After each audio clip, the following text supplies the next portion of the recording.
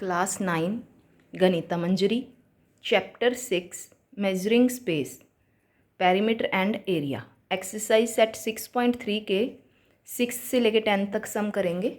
6 some.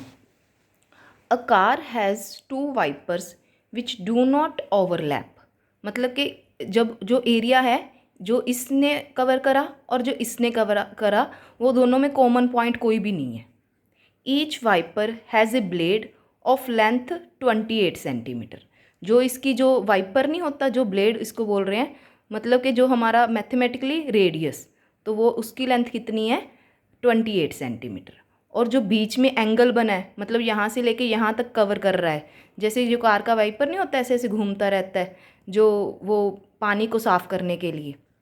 Find the total area cleaned at each sweep of blades.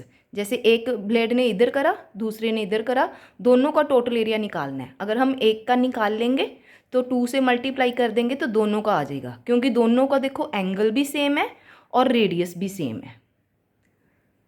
और इसके लिए देखो ये शेप कौन सी बन रही है, जो इसकी शेप बन रही है वो किसके जैसी बन रही है, sector of circle. Shape of area sweep by blades किसकी जैसी है, is equal to sector of circle. तो हम फॉर्मूलाज भी कौन से लगाएंगे, सेक्टर ऑफ सर्कल के। तो हमारे पास पहले हम रेडियस लिख लेते हैं। वो रेडियस कितना है हमारे पास 28 centimetre and angle swept by each blade, एक बार मेंशन करेंगे ना, ईच ब्लेड कितना है 120 डिग्री। और जो हमारा एरिया होता है उसका फार्मूला एरिया ऑफ सेक्टर बोल दो, चाहे area of blade, area of sweep, area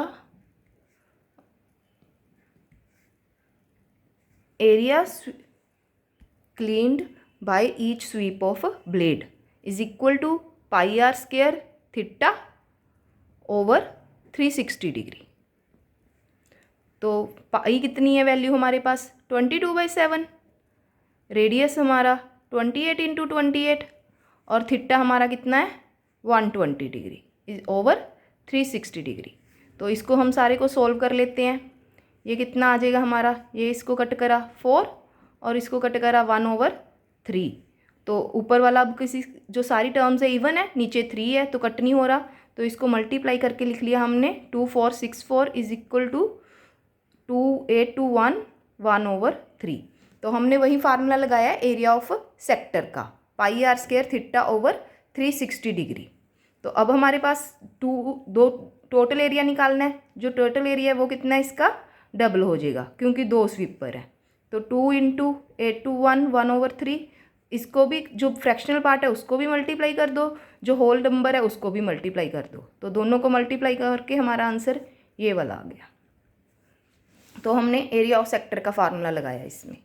next question है, अ कोड of a circle of radius r subtends an angle of 60 degree at the centre of the circle. Centre of circle पे कितने का angle बना है 60 degree का। Show that area of the corresponding minor segment of the circle is equal to this one. जो minor segment है उसका area निकालना है हमने, वो कहते ये वाला निकालना है माइनर सेगमेंट। जो शेडेड पोर्शन है ना उसका एरिया फाइंड आउट करना है। तो मैंने आपको सिखाया था जो शेडेड पोर्शन माइनर सेगमेंट का एरिया होता है वो किसके बराबर होता है, area of sector minus area of triangle. पहले हम area of triangle find out कर लेते हैं। Area of triangle O A B, एक चीज़ लिख देते हैं, O A equal to O B, ये रेडियस है तो आइसोसेलेस ट्रायंगल बन गई। आइसोसेलेस ट्रायंगल और ए ओ बी कितना है 60 डिग्री। मैंने आपको कल भी बताया था कि अगर दो साइड्स के बीच में, दो इक्वलेटरल आइसोसेलेस ट्रायंगल में दो इक्वल साइड्स के बीच में अगर एंगल 60 डिग्री बने तो वो ट्रायंगल क्या बन जाती है, इक्वलेटरल ट्रायंगल।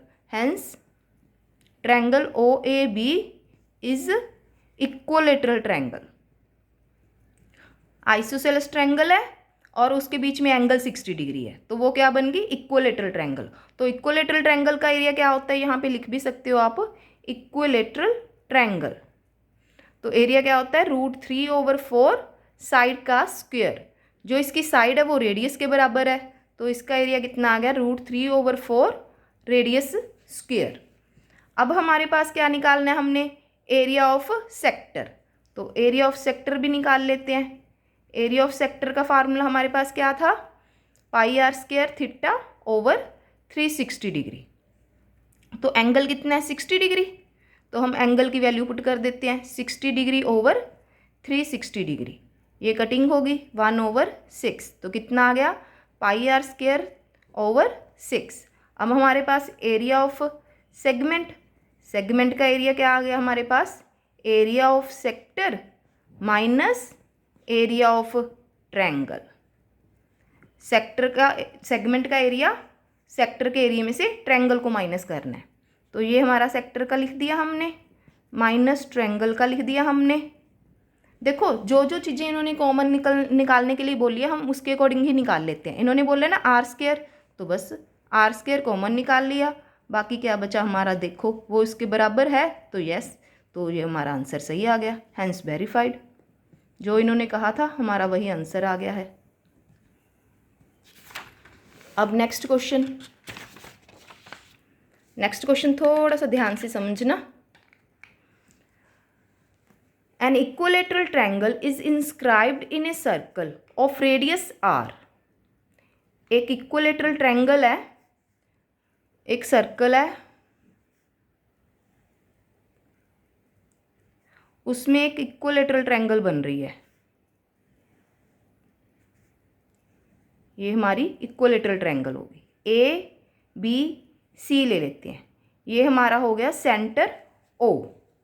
अब इन्होंने कहा है जो इसका रेडियस है वो कितना है, r।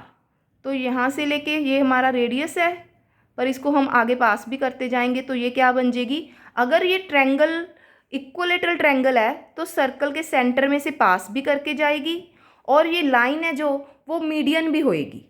तो अब हम लिख सकते हैं कि triangle AOB is an equilateral triangle and there is a circle with center O and radius OA. Now we know if AM is median, here AM is median, median जो 2:1 की रेशियो में डिवाइड करती होती है, median होती है। अगर equilateral triangle है तो जो AM है वो इसका परपेंडिकुलर बाइसेक्टर भी होता है और ये मीडियन भी होती है। तो हम यहाँ पे मैं लिख भी देती हूँ, इन इक्विलेटरल ट्रायंगल, ये बेसिक कंसेप्ट है जो हम यूज़ करके इस क्वेश्चन को सॉल्व करने वाले हैं। इन equilateral triangle AM is median and also perpendicular bisector. तो अब हम इसको, अगर ये मीडियन है तो ये 2:1 की रेशियो को डिवाइड करेगी सेंटर को। तो A हम लिख सकते हैं O डिवाइड्स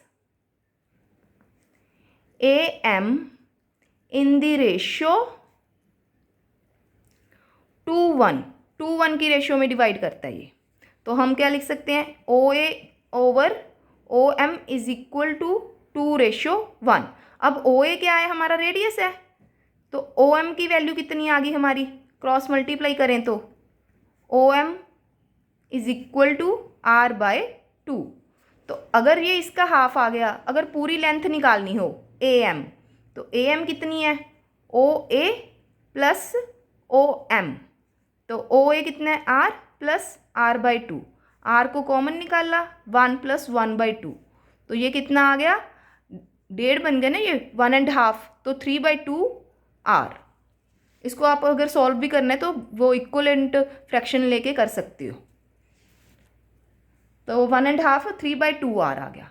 अब हमारे पास जो इसकी वैल्यू है, अगर हम साइड ले लेते हैं कि ये हमारी A है, ये फुल साइड हमारी A है इक्विलेटर, तो मैंने बोला था ना ये परपेंडिकुलर बाइसेक्टर है, तीनों साइड्स अगर ए हैं और ये बाइसेक्ट करता है तो ये कितनी हो जाएगी a/2, तो ये भी कितनी होगी a/2।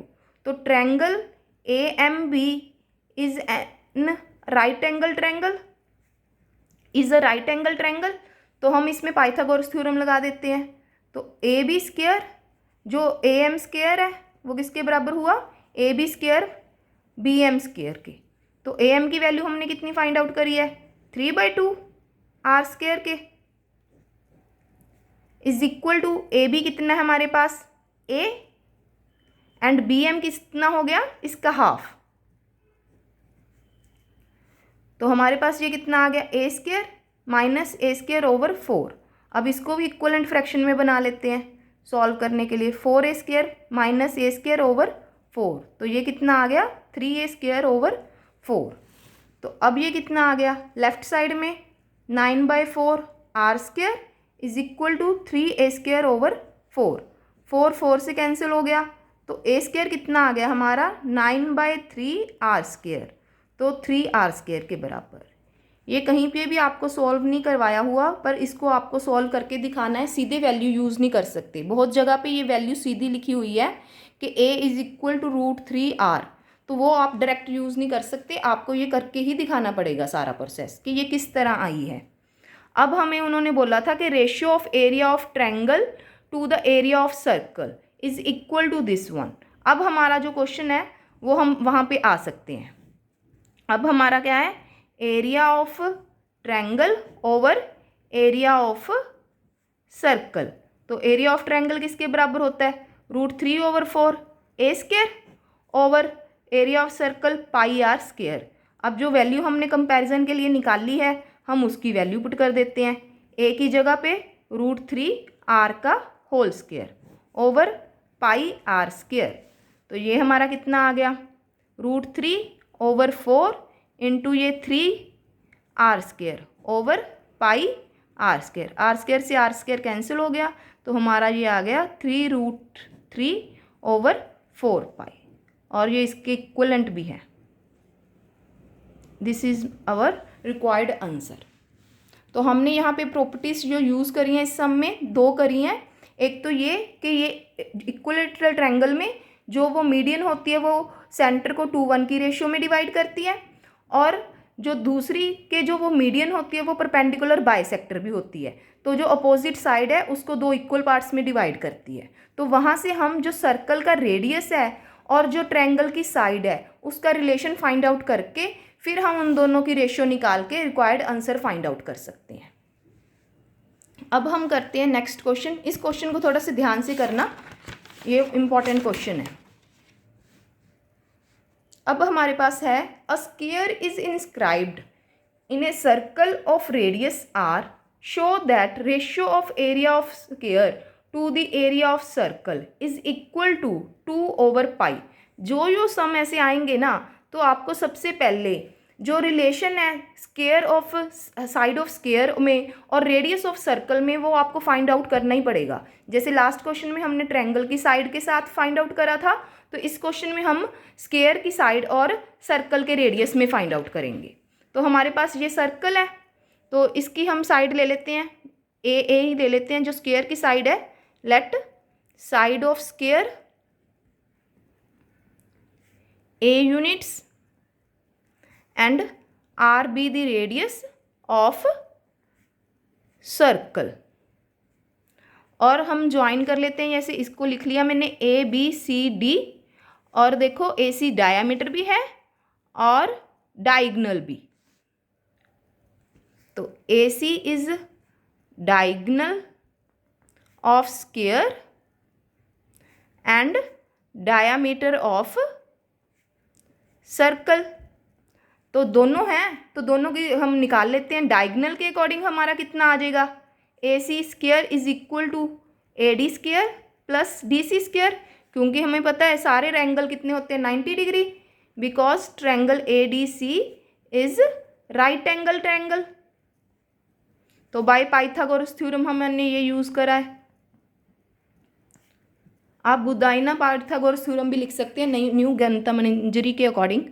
तो AC स्क्वायर हमारा कितना आ गया a square plus a square 2a square, और अकॉर्डिंग टू डायामीटर है, because A C is diameter, तो हम ए सी को क्या लिख सकते हैं 2r, तो इसकी वैल्यू इधर हम 2r स्क्वायर पुट कर देते हैं, 2a स्क्वायर आ गया। तो हमारे पास कितना आ गया ये 4r square is equal to 2a square. तो a स्क्वायर की वैल्यू कितनी आ गई हमारे पास 4r स्क्वायर ओवर 2 से 2 कैंसिल हो गया 2r स्क्वायर। तो अब हम क्या करेंगे, हमें कहा था इन्होंने रेशियो किसकी निकालनी है, एरिया ऑफ स्क्वायर की ओवर एरिया ऑफ सर्कल की। तो एरिया ऑफ स्क्वायर किसके बराबर है हमारे पास साइड का square a square, area of circle pi r square. A square की जगह कितना आ गया 2r स्क्वायर, ये पाई आर स्क्वायर कैंसिल हो गया, तो 2/पाई हमारा फाइनल आंसर। यही हमने प्रूव करना था। आगे ये देखो दोनों रीज़न है, ये दोनों। नेक्स्ट क्वेश्चन है, a hexagon is inscribed in a circle of radius r, show that ratio of area of hexagon to the area of circle is equal to 3√3/2 pi. Can you see why the answer is exactly twice to question 8? जो question 8 का answer था इसका कहते twice कैसे है। चलो पहले हम इसका आंसर निकाल लेते हैं, फिर ट्वाइस करेंगे। अब ये देखो जो हमारी हेक्सागन है वो कैसे बनती है, जो 6 इक्वलेटरल ट्रायंगल है ना, यहाँ पे जो ट्रायंगल्स बन रही हैं अंदर वो कितनी बन रही हैं, ये देखो ये 6 इक्वलेटरल ट्रायंगल्स बन रही हैं। Hexagon is made by 6 equilateral triangles of side equal to radius each. अगर हेक्सागन सर्कल में इंस्क्राइब्ड है तो उसकी जो साइड है वो रेडियस के बराबर लेंगे हम।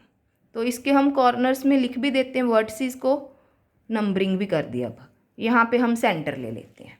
अब हमारे पास क्या है, हमने निकालना है एरिया ऑफ पहले हेक्सागन। अगर हम एक ट्रायंगल का निकाल लें तो 6 टाइम्स कर देंगे, और एरिया ऑफ सर्कल तो हमें पता ही है।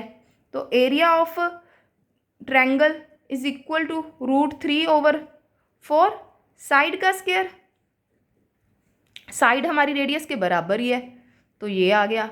अब एरिया ऑफ हेक्सागन वो 6 ट्रायंगल्स के बराबर है, तो 6 टाइम्स √3/4r स्क्वायर। अब हमने क्या निकालना है, ratio of area of hexagon to area of circle. तो area of hexagon divided by area of circle. जो हेक्सागन का है उसका ऊपर लिख लेते हैं, जो सर्कल का है उसका नीचे लिख लेते हैं। r स्क्वायर कैंसिल हो गया, हमारा कितना आ गया 6√3/4 पाई। इसको कट कर देते हैं 3/2, तो ये कितना आ गया 3√3/2 पाई। अब ये देखो, अब इन्होंने कहा था ये हमारा आंसर आ गया है। अब इन्होंने कहा था कि ये किसके बराबर है, इसका डबल। तो यस ये इसके डबल के बराबर है। इस चीज़ को वेरीफाई कैसे करेंगे, क्योंकि ये वाली जो ट्रायंगल फॉर्म हुई है ना, ये ट्रायंगल क्या है, ये अगर हम एक सर्कल में इक्वलेटरल ट्रायंगल बनाते हैं तो वो जो रेडियस है ना उसके जैसी वो 3 ट्रायंगल्स बन जाती हैं। तो यहाँ पे हम लिख सकते हैं इन 8th सम जो ट्रायंगल फॉर्म हुई थी, triangle is made bye 3 equilateral triangle, 3 equilateral triangle of side r। और यहाँ पे कितनी है 6, हमने लिखा ही है कि hexagon is made by 6 equilateral triangles of side radius each. ये 8th सम में कितने थे, 8th सम में 3 से बनी है और ये 6 से बनी है। अगर 3 है और 6 है तो वो डबल हो गया, तो ऑब्वियस है ना ये डबल होगी इसके एग्जैक्टली ट्वाइस। तो इसीलिए हम बोल सकते हैं कि ये ट्वाइस है उसका। तो ये हमारे 5 क्वेश्चन हो गए। इसके बाद ये आपका 6th चैप्टर की तीनों एक्सरसाइजेस कंप्लीट हो गई। Thank you students.